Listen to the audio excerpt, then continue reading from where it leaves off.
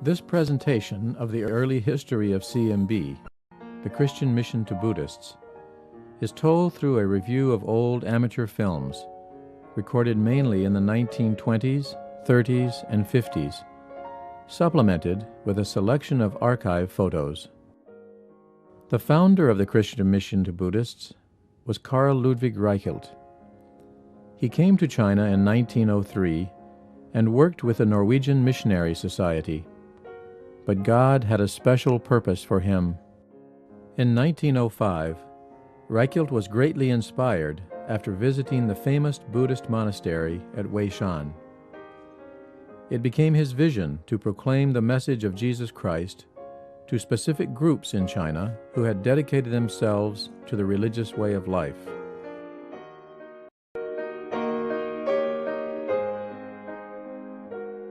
Life in Buddhist monasteries followed strict routines around the clock.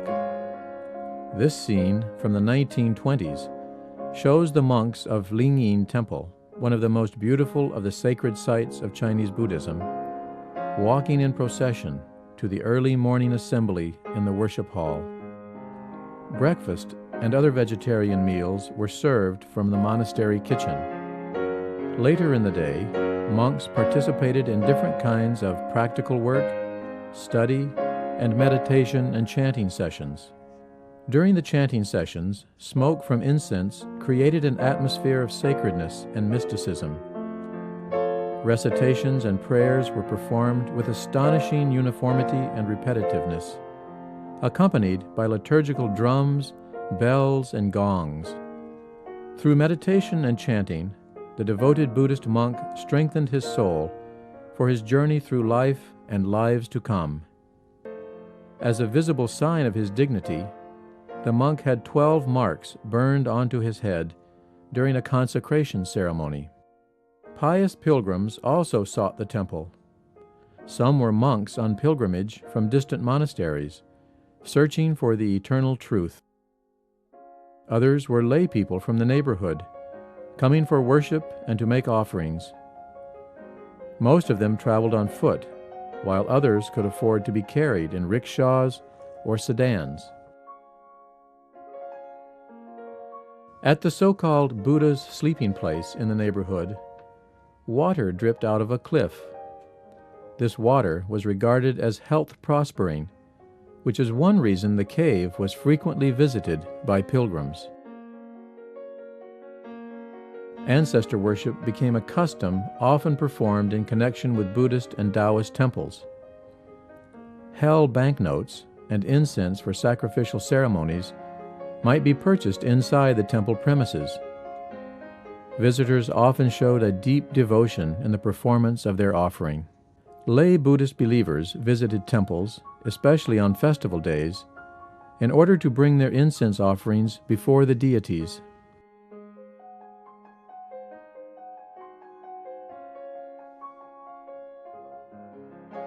Pilgrims were offered a stamp as verification of their visit to the temple. The pilgrims might also obtain proverbs and prayers, beautifully written in Chinese calligraphy.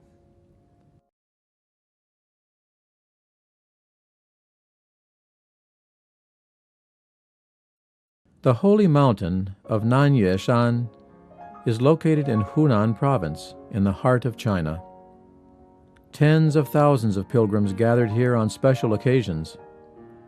The main Buddhist monastery was called Si. Here, Reichelt was invited to give a speech to the monks. This was the first time in the history of the monastery that the monks themselves had arranged a special gathering in which a foreign missionary was invited to speak. After the speech, Reichelt and the amazingly large audience can be seen exiting through the monastery gate. The learned Fa Shi was the main teacher and interpreter of the Buddhist scriptures. Reichelt developed a close relationship with him. Over the years, Reichelt continued to exchange ideas with monks and abbots. His charisma and friendly attitude must have made a great impression on many of them. The Guiyan Monastery was the largest Buddhist center in Wuhan district. In order for the monastery to justify its existence in the eyes of the authorities, a primary school was opened. Reichelt, showing his open-mindedness and care for young people, took an active part in their physical exercise. One of the foremost Buddhist leaders in China was the famous Tao Shan, also well known outside China after having visited America and Europe. Here he is seen together with fellow Buddhist monks. Reichelt had known Tao Shan from the early 1920s and had met him and shared thoughts with him several times for more than a decade into the 1930s. Tao Shan was well known as the leader of the lay Buddhist revival, which had thousands of followers and devotees in a period when the monastic Buddhist movement was in decline. However, his vision seems to have been a radical reform of monastic life, and ultimately an attempt to create a more world-focused Buddhism for modern society. Reichelt met criticism for being an unfriendly competitor. It was in these reformist Buddhist circles that he met the harshest resistance. After an event that met with scorn from Tao Shan's followers, Reichelt describes his response in the book Toward the Frontiers of Tibet, published in 1933. I simply took the New Testament, and reminding Tao Shan of the great times we had experienced together over the years in studying this book, I recited some profound words of Christ. I tried to speak to the conscience of everyone and to the secret heart desire which exists deep down in everyone, the longing for the forgiveness of sin and for purification.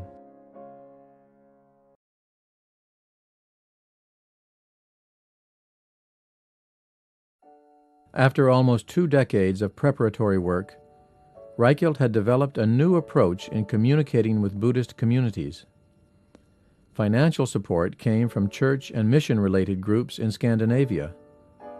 A Scandinavian headquarters was established in Oslo. Work began in Nanjing on November 1, 1922, when Reichelt arrived together with his young co-worker, Noto Norman Tella, also from Norway. Already on the day of arrival, a small house was rented. 6 days later, the first Buddhist pilgrims were received, and the mission work was underway. They are seen here together with their first assistants and domestic helpers on a rather cold day in December 1922. After some months in these temporary quarters, a larger building was purchased, and Jingfengshan Xiayuan became a reality, beginning on June 20th, 1923. This location was in the outskirts of Nanjing. To the west, the provincial courthouse was visible, and to the east was the city wall with Purple Mountain in the background. Some additional houses were constructed, and for almost 5 years, this compound became the main center in Nanjing. On special occasions, rather large groups of people found their way to the center. Here for a farewell gathering for Reichelt in 1925, before he left for Scandinavia. Smaller groups of guests also visited, and single persons often came as well to the center. For the everyday work in Jingfengshan, the main elements were established. The chapel with its characteristic altar, the lotus cross for processions, and the baptismal basin with a pagoda on top. Pilgrims' Hall, where visiting monks were accommodated. The School of Religion, established for young boys, mainly Buddhist novices, who were sometimes brought to the center by their Buddhist masters. The dream of a permanent center on Jingfengshan was never realized. Only some temporary houses were constructed. A little thatched house, erected largely through the labor of the center's residents, and a small chapel that was inaugurated on Whitsunday, 1925. Travel was an extremely important part of the work. Reichelt frequently visited Buddhist temples in the Nanjing area, and for periods he went on longer journeys to more distant monasteries.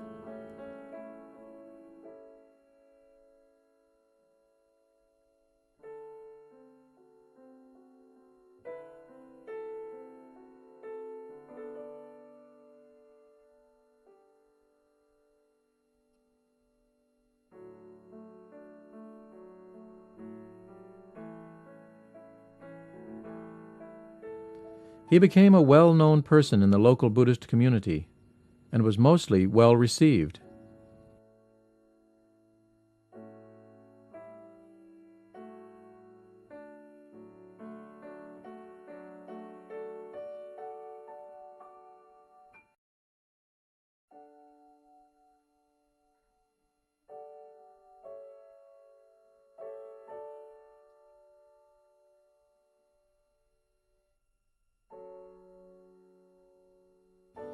Reichelt often received guests at the gate, assisted by his good friend and co-worker, Guan Tu, who was the first person to be baptized by Reichelt in the chapel of the Lutheran Theological College at Dao Hualuan.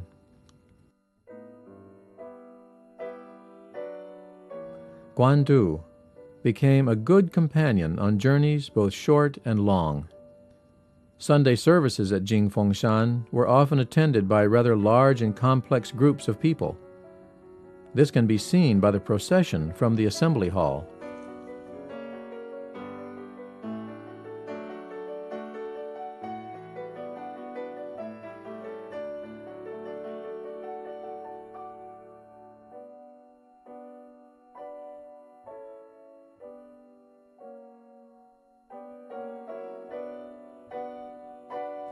In 1927, Jingfengshan was severely damaged during the Nanjing rebellion. The cross over the gate was torn down, and Reichelt and Tella narrowly escaped death. It became necessary to reconsider the future of CMB work. After a period of recovery in Shanghai, Reichelt one day expressed what both men felt. When God has saved our lives in the face of great danger, the reason must be that we shall continue the mission. This was their attitude when a farewell party was held before Tella's departure for Norway for further studies. On January 11 to 12, 1929, the CMB Advisory Board in China held their annual conference at Dao Hualuan in Hunan. The missionary Arthur Hertzberg, followed by Reichelt, Axel Hamra, and finally Westman, the principal of the theological college, are seen here leaving after having reached important decisions.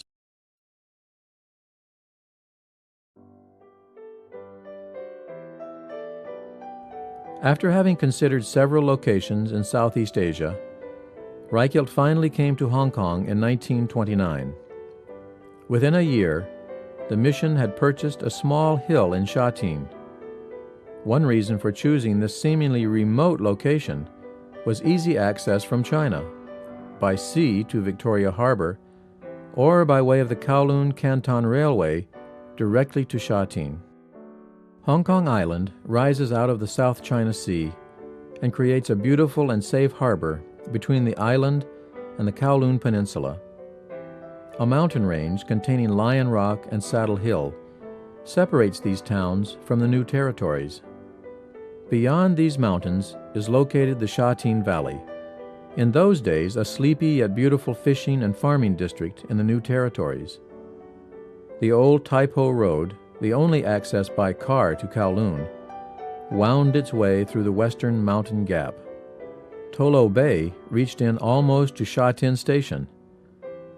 The steam-driven KCR train traversed the valley toward Lion Rock Tunnel, passing the little walled village of Dai Wai on its way.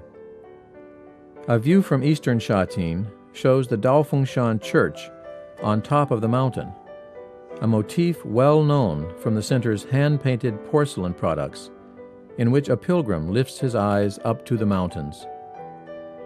The center, seen from above, had the green Sha Tin Valley as a beautiful backdrop. The area known as Little Daofengshan, a former mission center, later owned by Chongji College, is seen situated on a hill below Daofengshan. The innermost part of Tolo Bay, close to the mouth of the Xingmen River, created a popular place for harvesting shellfish at ebb tide.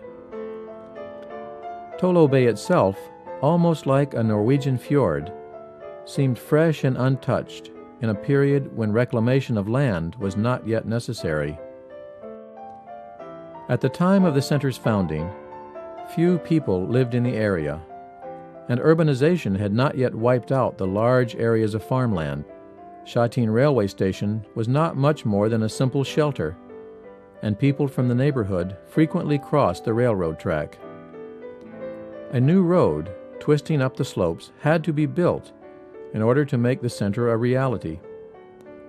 Construction of Shan Road and the following site formation and construction work at the top of the hill was in many ways a masterpiece. The general planning of the site and the construction details of the buildings was all done by the Danish architect Johannes Pripp Møller. He is seen here performing measurements to find the best locations for the buildings. The construction of Shan Road and the buildings was all accomplished by human labor, with much of the heaviest work done by Hakka women. The supervision was done by the Danish engineer Axel Hamra, with local contractors possessing the necessary skills to accomplish the work. On July 28, 1931, the cornerstone was laid by the Anglican Dean of Hong Kong, the Very Reverend Swan. In the following years, buildings were constructed one by one. The first main building, the Pilgrims' Hall, now the Side Lecture Hall, was completed in 1933. The boulder in the background might serve as a point of orientation. The walls were built of granite blocks, the roof structures of wooden beams, and the roof itself of boards and layers of tiles, a construction common in Chinese temples. Pilgrims' Hall had several functions. In addition to a dormitory for visiting monks, it contained a temporary chapel, a combined dining and lecture hall, and a library. The kitchen, with the old cooking stoves, an important part of the everyday life of the center, was later replaced by the library. The temporary church bell tower on top of the boulder became a popular place for taking photographs until a permanent church had been built and the tower removed. In 1932, the Lotus Crypt, a tranquil place for meditation and prayer, found its place in the foundation structure of the Christ Temple. The Christ Temple itself, here seen with bamboo scaffolding and an enormous ramp for carrying construction materials, was finished in 1934. The missionary quarters, the Tella House and the Double House, also called the Reichelt House, were built in 1933 and 1934, respectively. The last building, the school building, now Pilgrims' Hall, was completed in 1938. Tella and Hamra are seen together with the contractor on a daily inspection during the construction period.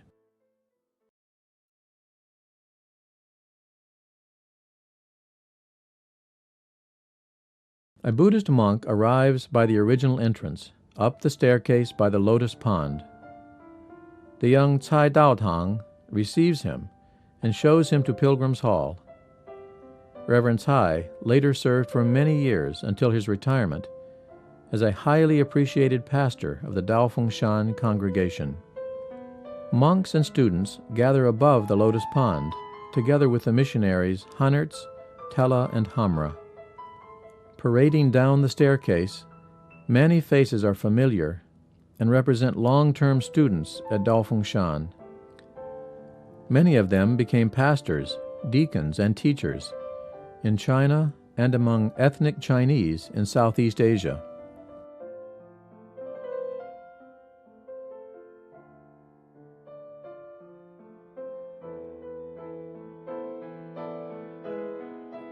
The gathering continued below Pilgrims' Hall, the present side chapel.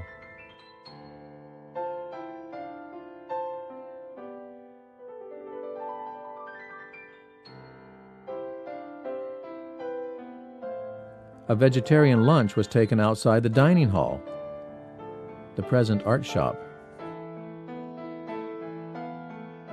Some students ate their lunch on the plateau outside the Shan Church, having a marvelous view towards the east, with Tolo Bay and Saddle Hill, or Ma'an Shan, in the background. Sightseeing continued close to the school building, with the former church bell tower on top of the characteristic tumble rock. This rock may well have been a sacred place from more ancient times.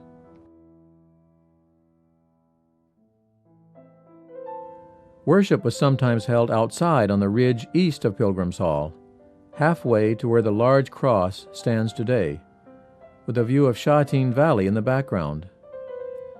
Notice the walled village, Tong Tai Uk, one of the oldest and most characteristic villages in Shatin. Dialogue sessions with monks were sometimes held outdoors and sometimes indoors, for example in the Lotus Crypt. Reichelt is walking together with visiting pilgrims and baptism candidates. These participants seem to be quite preoccupied with what Reichelt has to share with them on spiritual subjects. Reichelt's vision from the very beginning was to see Buddhist monks coming to Christ.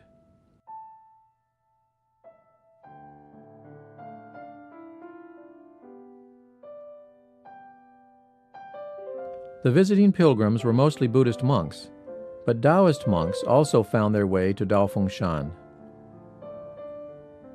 Here we see a Taoist monk together with Zhu Daoqin, a Buddhist monk, and La Dao Tai, a Tibetan Lama, also called Sonanima.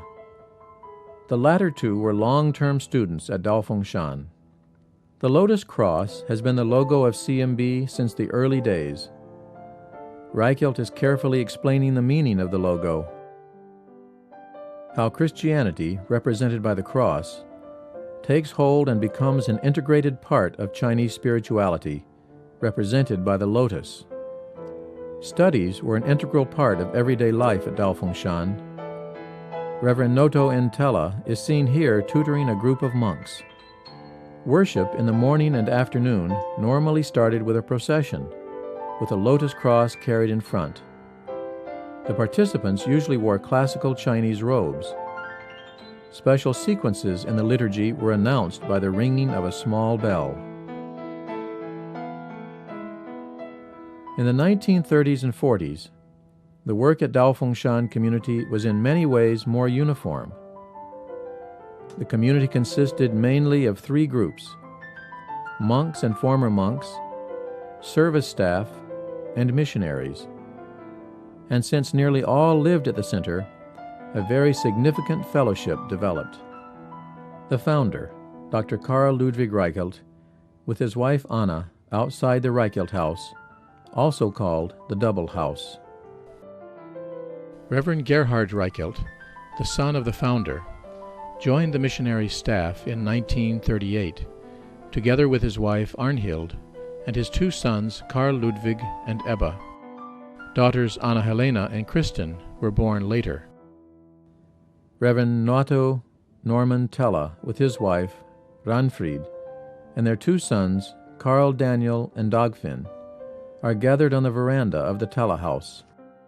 Reverend Stig Hannertz, the Swedish missionary, arrived at Shan in 1934.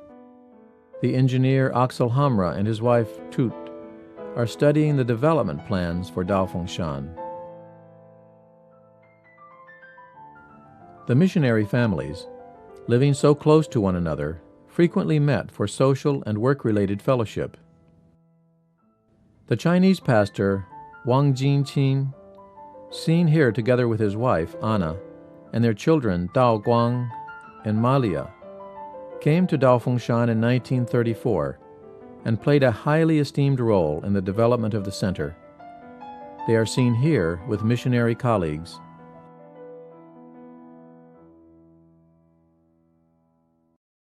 Monks could choose to stay for a longer time and participate in the teaching, here given by Zhang Daowan. In 1948, CMB also began efforts directed toward Buddhist nuns and vegetarian women. Elisabeth Pettersson from Norway, accompanied by Birgitta Torman from Sweden and Annie Lemming from Denmark, are seen together with some of these women. At the same time, a porcelain workshop was opened under the leadership of C.C. Wang in order to offer some of the former monks vocational training by which they could earn their future living.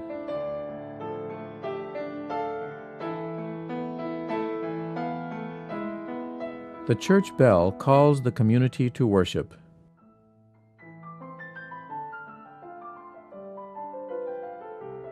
At times, monks from 15 Chinese provinces were represented in the congregation.